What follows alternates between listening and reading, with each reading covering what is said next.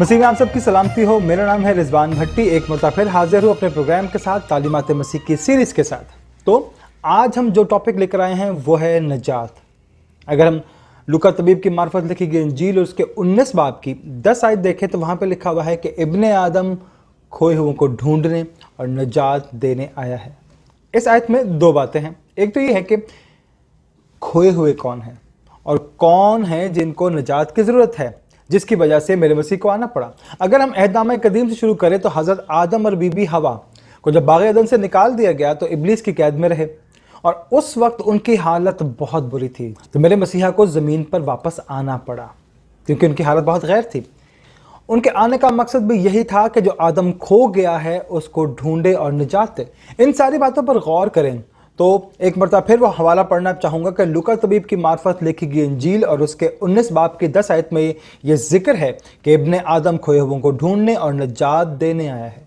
और जब मेरे मसीहा इस दुनिया में आए तो उन्होंने शैतान का मुकाबला किया और बियाबान में आजमाइश के सारे मरहले से वापस आकर उन्होंने अपने 12 रसूलों का इंतखाब किया और बाकायदा खिदमत का आगाज़ हो गया। एक दिन एक जगह बैठे हुए तो मेरे मसीह ने कहा कि तुम सबको किसने चुना है? तो उन सब ने कहा कि ए उस्ताद, आप ही ने चुना है। तो मेरे मसीह ने कहा कि तुम में से एक इब्लीस है। 12 रसूलों में से एक रसूल नहीं, इब्लीस है, क्योंकि वो मुझे गिरफ्तार करवाएगा। मेरे मसीह जब इस दुनिया में आए तो उनका तजस्सुम हुआ, मुजस्सम हुए। वो इस दुनिया में आए, आसमान से ज़मीन पर आए।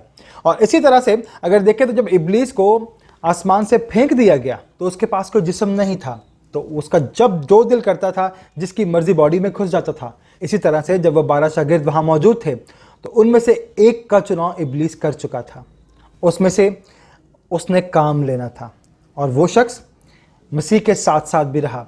जंग भी होती रही, आजमाइश भी होती रही, दंगल होता रहा, लड़ाई होती रही, और जो फातेह है वो वापस चला जाएगा अपने मकाम पर। मसीह इस जंग को जीतने के लिए आए थे, खुदा उसके साथ है और आसमान पर से ये आवाज़ आई कि ये मेरा प्यारा बेटा है, जो नहीं सुनेगा वो नुकसान उठाएगा। और यहाँ पर एक बात तय है कि जब मेरे मसीह आसमान से आए और वो खोए हुओं को ढूंढने और यहाँ निजात देने आए हैं। और खोया हुआ है कौन? खोया हुआ है आदम, जिसको अपने हाथों से बनाया, जिसके साथ ठंडे वक्तों में बातें करता था।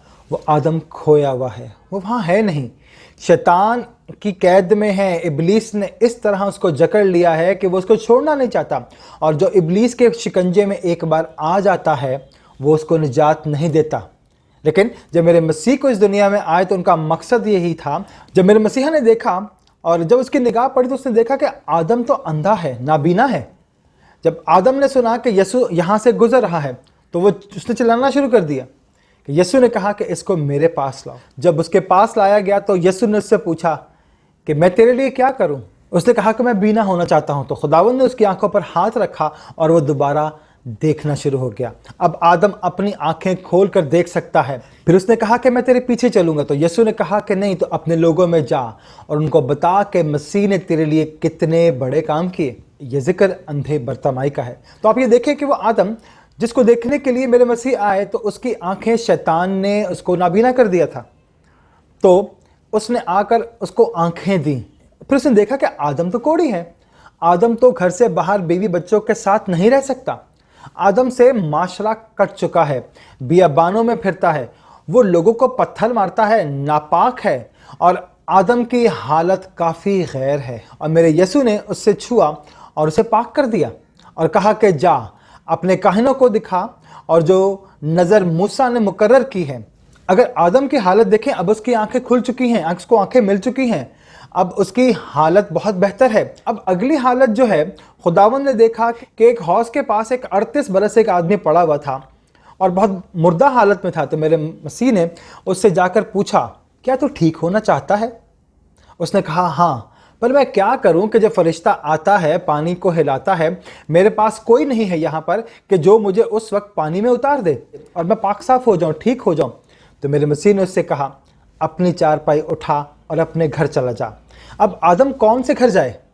आदम तो 38 बरस से उसका ठिकाना वही है, वहीं पड़ा हुआ है। अब आदम को आंखें मिल गई हैं।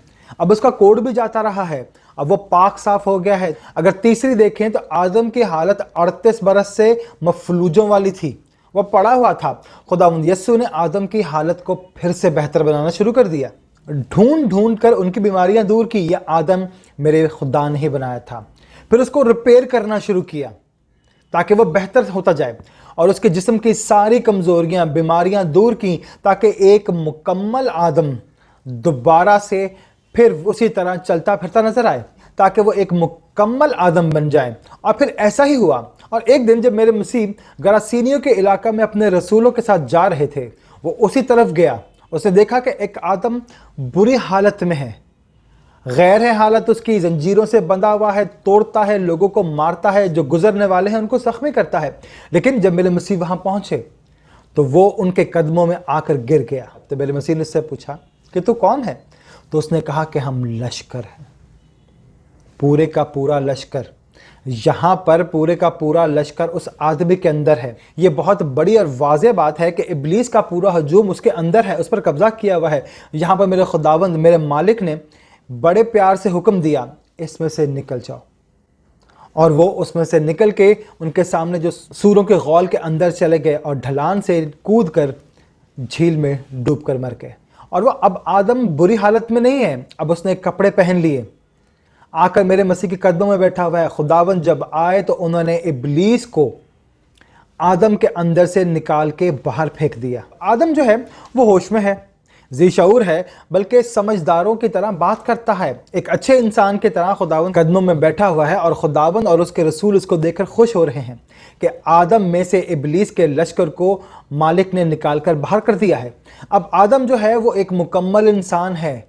आदम की शक्ल जो है वो फिर से दोबारा वही हो गई, जो उसकी कमी कमज़ोरियाँ थी मेरे मसीह ने इसको दूर कर दी, क्योंकि कमी कमज़ोरी दूर करने वाली ज़ात सिर्फ़ और सिर्फ मेरे मसीह की है। अब वो आदम ठीक हो गया है, वो लश्कर उसके अंदर से चला गया। अब बात करते हैं बीबी हवा की, कि जब बीबी हवा को भी इसी तरह इब्लीस ने अपनी कैद में रखा हुआ था, 7 अदद इब्लीसी लश्कर उसके अंदर मौजूद थे। जब मेरे मसीहा का उसके साथ आमना सामना हुआ, उसमें से इब्लीस को बाहर निकाल फेंका। उसके बाद जब खुदावंद ने हवा से पूछा, तू कहाँ रहती है, तेरा घर कहाँ है, तेरा शौहर कहाँ है? तो उसने कहा कि मेरा कोई शौहर नहीं है। तो मेरे खुदावंद ने कहा कि तू सच कहती है, क्योंकि अब तू जिसके पास रहती है वो भी तेरा शौहर नहीं है। तो मेरे मसीह ने उसको भी एक नई ज़िंदगी दी, इब्लीसी लश्कर को निकाल दिया उसमें से। अब वो आज़ाद थी। सबसे बड़ी मुश्किल की बात यह थी कि वो बीमार थी, और ऐसी बीमारी में थी कि वो किसी को पास आने नहीं देती थी, ना किसी की ज़िंदगी को कबूल करती थी, ना अपने घर में किसी को दावत देती थी, हैकल में नहीं जा सकती थी, दुआ भी नहीं कर सकती थी, रोज़ा भी नहीं रख सकती थी। उसकी ज़िंदगी अजाब बन गई थी, दिन ब दिन मौत की तरफ जा रही थी, ज़िंदगी से दूर होती जा रही थी। उनके पास आकर उसकी नापाकी को दूर किया और उससे पाक बनाकर ज़िंदगी में फिर से सारे अच्छे कामों के लिए उसके रास्ते खोल दिए, कि वो दुआ कर सके, रोज़ा रख सके, बंदगी कर सके, और फिरदौस में जाने का रास्ता जो उसने बंद कर दिया था दोबारा से उसके लिए बहाल किया। अब वो फिर से कामलियत की तरफ आ रही है। अब आदम और हवा मिल गए हैं, अब उनको छुड़ाना है, उनको निजात देनी है, उनको इब्लीस की कैद से रिहा करना है। ये है मेरे मसीहा का मकसद, ये है मेरे मसीहा की ज़ात, कि वो इसलिए आए कि खोए हुओं को ढूंढे और निजात दे। अब जंग का आगाज़ हो चुका है। फ़र्क सिर्फ ये था कि इब्लीस ने खित्ते में अपने लश्करों को तैयार कर दिया था और बड़े बड़े लोगों को अपने साथ मिला लिया था, लेकिन अब उसका मुकाबला मेरे यीशु के साथ था। जब इब्लीस का मुकाबला यीशु के साथ शुरू हुआ तो यहाँ पर बाकायदा जंग का आगाज़ हो गया। उसने हर मौका पर यीशु का मुकाबला करना चाहा और मेरे मसीहा ने हर मौका पर उसको शिकस्त दी। ये एक काम जो था वो शुरू हो गया। मेरे यीशु ने आदम को इब्लीस से छुड़ाया और उसको निजात दी। आसमान से ज़मीन पर वो इसीलिए आया ताकि इब्लीस से आदम को दोबारा से रिहाई दे। और इब्लीस का ये दावा है कि वो अपने असीरों को घर वापस नहीं जाने देता। और आप जानते हैं कि जब इब्लीस को आसमान से गिराया गया तो इब्लीस जो था वो 1/3 फरिश्तों को अपने साथ आसमान से लेकर ज़मीन पर आया था। उनमें से किसी को भी इब्लीस ने वापस आसमान पर नहीं जाने दिया। वो उसके असीर हैं, उसकी असीरी में रहते हैं। उनको इब्लीस की असीरी से छुड़ाना है, ان کو نجات دینی ہے, جن کو اس نے قید میں رکھا ہوا ہے, ہر برے کام میں ڈالا ہوا ہے, اس ہر کام سے میرے مسیح آدم کو بچانے کے لیے آئے ہیں. اور اب ابلیس نے آدم کو موت کی دہلیز پر لا کر کھڑا کر دیا ہے. اگر آپ نے آدم کو چھڑانا ہے تو ابلیس کے منہ میں ہاتھ ڈال کر آدم کو باہر نکالنا ہے, اس کو بچانا ہے, اس کو نجات دینی ہے. اب دیکھیں کہ جب خدا یسوع مسیح نے آخری فسح کھائی اور یہ اعلان کر دیا, اور اتنی ہی جلدی میں ابلیس تھا کہ وہ میرے یسوع کو بھی ساتھ ہی مروا دے, تاکہ میرا یسوع آدم کو اپنے ساتھ واپس نہ لے جا سکے. گتسمنی باغ میں دیکھیں تو, اور جب میرے مسیح کو گرفتار کرنے کے لیے آئے تو اس پر عدالت لگی اور 7 الگ طرح کی پیشیاں اس پر لگی. اور اس میں جب پہلی پیشی تھی اس میں الزام یہ تھا کہ یہ خود کو خدا کا بیٹا کہتا ہے. جب دیکھا کہ کچھ بن نہیں پا رہا تو اس کو رومی گورنر کے پاس لے گئے, جو اس وقت یروشلم میں موجود تھا.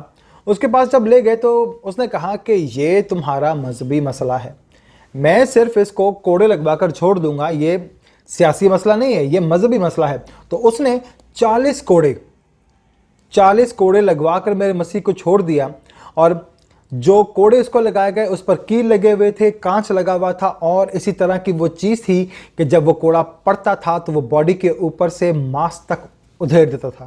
تو میرے مسیحا نے ہم سب کو چھڑانے کے لیے خود کو پیش کر دیا. بہت بری حالت کر دی انہوں نے, اور ہم یہ سوچ بھی نہیں سکتے کہ جب میرے مسیح کو انہوں نے مارا تو جو 40 کوڑے لگائے گئے تو ابلیس وہاں پر خوش ہو رہا تھا کہ دیکھو اب میں آدم کو واپس اس کے ساتھ اوپر نہیں جانے دوں گا. سپاہی جو تھے وہ میرے مسیح کا تمسخر اڑاتے رہے, اس پر تھوکتے رہے, اس پر لان تان کرتے رہے, تماچے مارتے رہے. جب کچھ نہیں بن پڑا تو وہ پینتوس پلاطوس کے پاس اس کو لے گئے, اور جب پینتوس پلاطوس کے پاس اس کو لے گئے تو اس نے کہا کہ اس کا فیصلہ کر. تو اس کی بیوی نے جب اس کو بلوایا تو اس سے کہا کہ میں نے پوری رات اس شخص کی وجہ سے دکھ اٹھایا ہے. تو اس کو جب دوبارہ واپس وہ آیا ان کے پاس, اس سے کہا گیا کہ یہ اس پہ ایک الزام اور ہے کہ یہ خود کو یہودیوں کا بادشاہ کہتا ہے. تو اس الزام پر, جو الزام انہوں نے لگایا کہ خود کو یہودیوں کا بادشاہ کہتا ہے, تو گورنر نے میرے مسیح کو موت کی سزا سنا دی. اس کے بعد اس نے کہا کہ میں ہر عید پر, عید فصح پر قیدیوں کو رہا کرتا ہوں, اگر تم بولو تو میں اس کو رہا کر دیتا ہوں. تو انہوں نے چلا کر کہا کہ نہیں, اس کو نہیں, برابا کو رہا کر دے. تو اس کے بعد وہ 3 صلیبیں ہیں, صلیب اٹھا کر میرے مسیح جا رہے ہیں, اور ایک طرف آدم ہے, ایک طرف ابلیس ہے, اور بیچ میں میرے مسیح ہے. جب وہ تینوں صلیب پر تھے تو ابلیس نے کہا کہ اگر تو خدا کا بیٹا ہے تو خود کو بھی بچا اور ہمیں بھی. لیکن اگر ہم تھوڑا سا پیچھے جائیں تو جب دیکھیں کہ جب بیابان میں میرے مسیح کے ساتھ اس کی جنگ ہو رہی تھی, جب وہ آزمائش پہ آزمائش کر رہا تھا, تو اس نے کہا تھا کہ اگر تو خدا کا بیٹا ہے تو ان پتھروں سے کہہ کے روٹیاں بن جائیں. اور وہی جملہ, وہی بات اس نے صلیب پر کھڑے ہوئے ابلیس نے کہا کہ اگر تو خدا کا بیٹا ہے تو خود کو بھی بچا اور ہمیں بھی.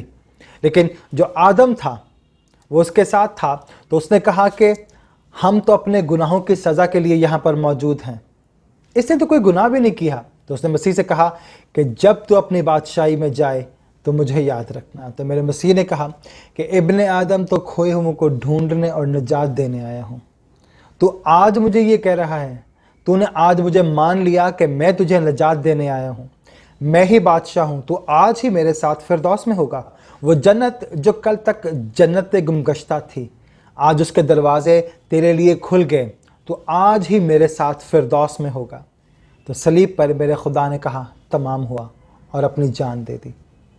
میرا مسیح آسمان سے زمین پر صرف اسی لیے آیا کہ جو آدم قید میں ہے, گناہ میں ہے, اس کو نجات دے, اور اس کو دوبارہ سے ابلیس کے شکنجے سے نکال کے جہاں سے وہ آیا وہیں پر واپس لے جائے. فردوس کے رستے کھول دیے ہیں. آج ہم یسوع کے ہیں, آج ہم یسوع کے ہیں. اور جو اس وقت یسوع کو قبول کر لیتے ہیں وہ صلیب کو قبول کر لیتے ہیں. صلیب کا پیغام ہلاک ہونے والوں کے نزدیک تو بے وقوفی ہے, مگر نجات پانے والوں کے لیے خدا کی قدرت ہے. اسی لیے ہم جانتے ہیں کہ خدا کی قدرت صلیب پر ظاہر ہوئی, اور اب اس کو فردوس میں جانے سے کوئی روک نہیں سکتا.